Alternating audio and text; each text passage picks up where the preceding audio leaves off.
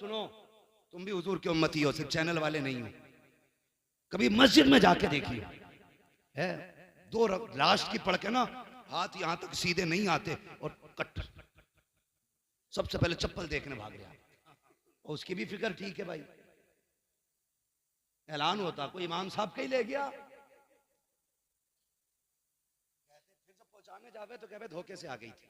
मेरी समझ में बात नहीं आती, अंधा आदमी जिसकी आंखें ना हो ना, उसके आगे ना उसके जैसी 10,000 चप्पलें रख देना, वो पैर डाल के बता देगा ये मेरी नहीं है। पैर बता देता जूती किसकी है। तू घर गया, एक तो 3 दिन बाद लौटाने आया और पूछा भाई अब तक कहां था, कहने लगा मैं रिश्तेदारी में पहन गया। बोले पता चला वापसी में ऐलान हो रहा था हजरत तुम्हारी जूतियां थी। तो मैंने कहा खाला के घर घूमी आया, पता ही नहीं चला। तो ये हमारी नमाजें हैं, ये हमारे रब से रिश्ते हैं। मस्जिद जाएंगे तो चप्पल चुरा लाएंगे, दुआ करेंगे तो यूं मारेंगे, मस्जिद में जाएंगे तो सब झाड़ के देखेंगे, बड़ी धूल है यहाँ पे। अल्लाह कहता मैं इस गर्द के साथ तो नमाज पढ़ लूंगा, सुन लूंगा, कबूल करूंगा तेरी, इस गर्द के साथ तेरी इबादत कबूल तो कर लूंगा, लेकिन तेरे दिल में जो गर्द है ना, मैं इसके साथ तेरी इबादत कबूल नहीं करूंगा। वो कौन सी गर्द है बताऊं? वो गर्द क्या है?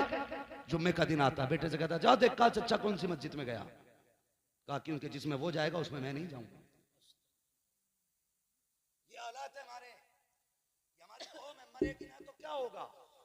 कोई नहीं बचाने वाला। अगर समझते हो खालिद बिन वलीद आएंगे तो मैं कहता हूं नहीं आएंगे, और अगर तुम सुधर गए तो खुद मुस्तफा मदीने से आ जाएंगे। सुभान अल्लाह। लेकिन शर्तें खुद बदलो। कह रहा अगर भाई जाएगा तो नहीं जाऊंगा। एक तो फोन करके कह रहा मुझसे बकरीद पे कि हजरत एक मसला पूछना। मैंने कहा कोई अहम होगा? कह रहा कि जिस हिस्से में मैंने हिस्सा कराना जिस जानवर में, उसमें मेरे भाई साहब का भी हिस्सा, लेकिन मेरी उनसे नाराजगी है, कुर्बानी हो जाएगी ना? डॉक्टर इकबाल ने कहा था यूं तो सैयद भी हो, मिर्जा भी हो, अफगान भी हो, तुम सभी कुछ हो, बताओ कि मुसलमान भी हो। पहले अपने आप को देखो ना, हम कर क्या रहे हैं? कहता उस मस्जिद में नहीं जाऊंगा जिसमें भाई है, अलग जाऊंगा। भाई ने इतना बिगाड़ा तेरा, और खुदा के वास्ते एक जगह खड़े हो जाओ। मस्जिदों को लेकर के झगड़ों की जड़ ना बनाओ। एक मदरसे को लेकर अभी गोली चली है, 3 लोग मारे गए। एक मस्जिद में पंखे को लेकर गोली चली, उसमें भी एक बंदा मरा। हमें शर्म आनी चाहिए। यहाँ पार्टी बंदी करने आते हैं या अल्लाह की इबादत करने के लिए आते हैं? हाँ हाँ, जिनकी जेब में पावर होती है, जब वो आते तो यूं चप्पल बजाते आते हैं। पता चल जाए ठेकेदार आ रहे हैं, जमींदार आ रहे हैं, गरीब सिमटने लगता है। जाइए साहब अगली सब में जगह है। जब ये अंदर जाके बैठता है, यूं कॉलर करता है। जब तू मस्जिद में जूते बजा के आया, अल्लाह तब भी देख रहा था। जब तूने कॉलर खड़ा किया, अल्लाह तब भी देख रहा था। जब तूने मुर्गे की तरह ठोंगे मारी, खुदा तब भी देख रहा था। जब 2 रकात पढ़ के तू पलटा, खुदा तब भी देख रहा था। जब घड़ी देख करके तूने इमाम को घूरा, खुदा तब भी देख रहा था। जब तूने जल्दी को कहा, खुदा तब भी देख रहा था। जब तू मस्जिद से पलटा, खुदा ने कहा फरिश्तों इससे जरा पूछो तो सही,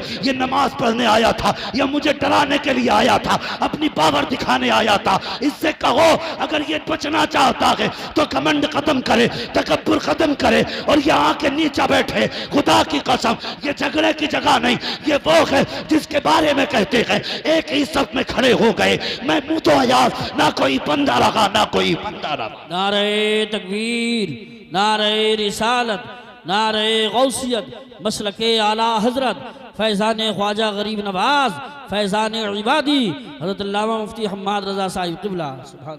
अब झगड़े खत्म करो, ये फाइनल है, मशवरा नहीं है, ये बचने की तजवीज़ है।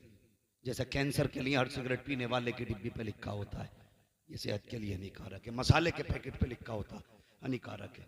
अब ये मौलवी का मशवरा नहीं है, ये आगाही है और तुम्हें खबरदार किया जा रहा है।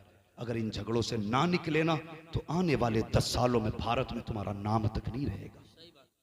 हाँ, अगर तुमसे कोई मौलवी कह के गया ना गरीब नवाज बचाएंगे, तो गरीब नवाज उसी को बचाएंगे कम से कम जो हाथ पैर मारे तो।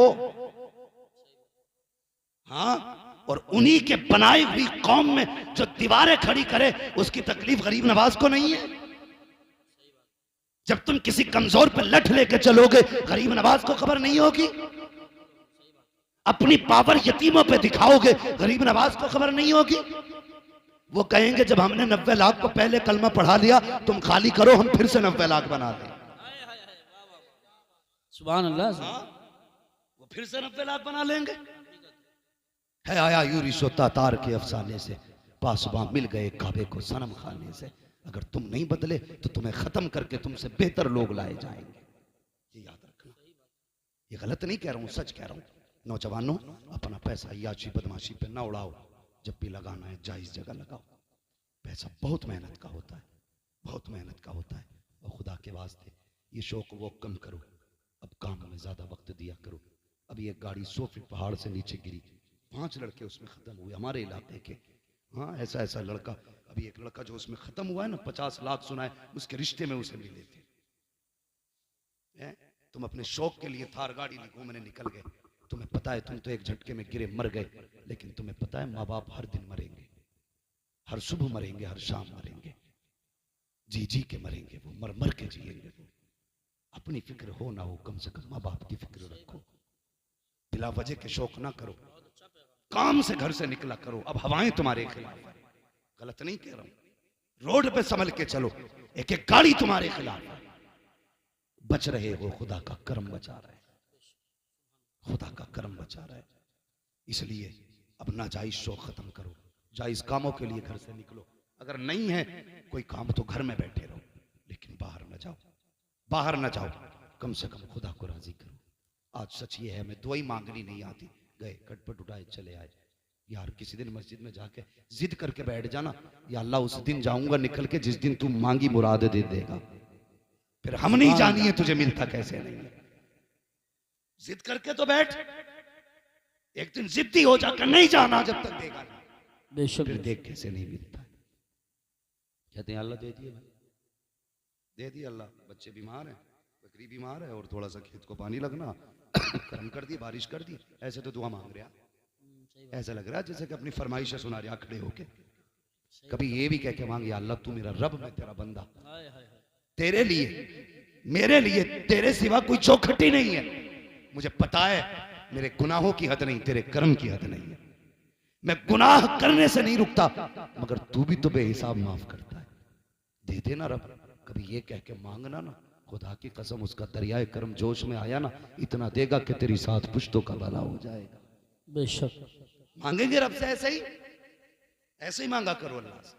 और जब मांगो तो वो देता भी है, देता भी है। वक्त ज्यादा हो रहा है, बस कोशिश यही रहेगी हमें अपने आप को बदलना है। हसद खत्म करो। सच बताएं, जब हम कभी निकलते हैं हिंदुस्तान में ना, किसी घर पे झंडा लगा हो और ईंट लगती हो ना, तो दिल ठंडा होता है कि मदीने वाले के गुलाम का घर बन रहा है। कहीं भी निकले तो एक चौक ईंट देख के हम खुश हो जाते हैं, हुजूर के गुलाम का घर बन रहा है। आज ये बुनियाद खोदने पे लगा है। खत्म करो ये नफरत है, और ये नफरत है सिर्फ हसद की वजह से। शेख सादी कहते हैं हासिद का कोई इलाज ही नहीं है सिवाय मौत के। उसका इलाज यही है कि वो मर जाए, वरना उसके हसद से तो किसी का कुछ बिगड़ने वाला है नहीं, और अपना कुछ बचने वाला